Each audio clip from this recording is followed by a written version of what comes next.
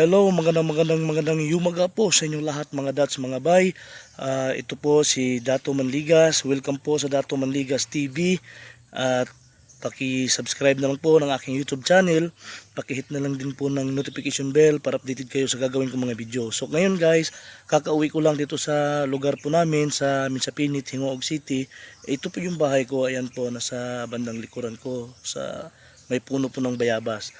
So, bali gagawin ko sa ngayon, i-update ko kayo mamaya sa mga gagawin kong video. Magpapakita po sa inyo ng mga tips paano po mag-survive dito sa bundok kasi nasa bundok po tayo. So, ngayon, ano mga basic na pinagagagawa po namin dito sa bundok, papakita ko po sa inyo at i-update ko po kayo mamaya. Gagala muna ako doon sa kaibigan ko. Okay guys, ito po yung area po namin. Ayan, narinig nyo po ba yung mga huni ng ibon?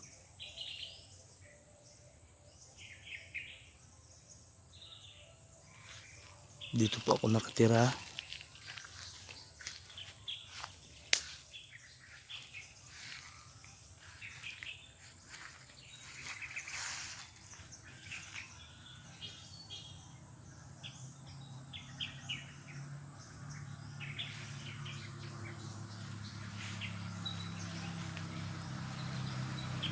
Yan po mga prutas po nasa paligid. At saka ito guys, nakakain po itong dahon na to. Yan, kinakain po ito. Ang tawag po dito ay insulin plant. Ayan, ito po yung insulin plant, nasa paligid lang. Marami po dito yan guys. Ayan o, masarap po yung dahon yan. Yung dahon yan ay medyo maasim-asim. Ito po.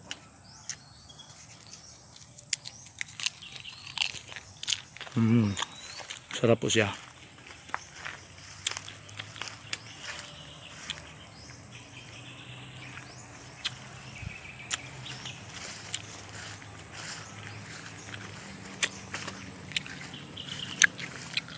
Saka pagka nagluto po kami guys, marami po kaming ganito. Nagsabaw po ng isda. Meron din kaming lemongrass. Ito, tinatawag na tanglad. Mga malunggay. Yan, at may mga prutas din. Papaya.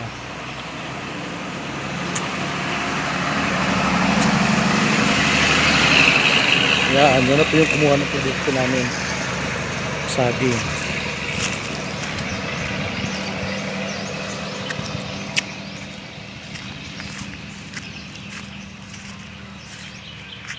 Ito po yung isa sa mga produkto namin dito. Tinatawag po itong palkata tree. Itong palkata tree na ito, binibenta po ito, kinakating at saka bibenta gaya niyan.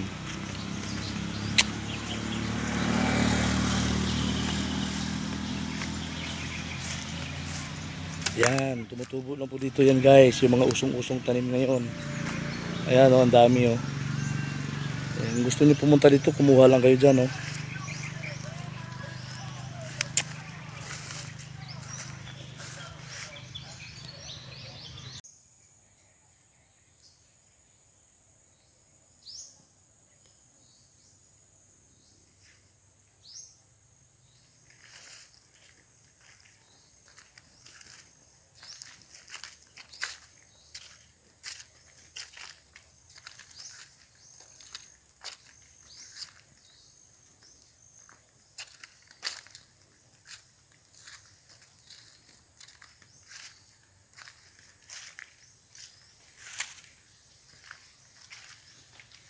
Ito po yung puno ng lansunis.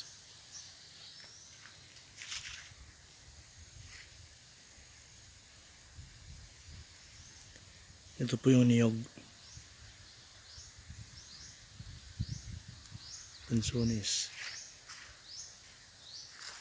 Durian.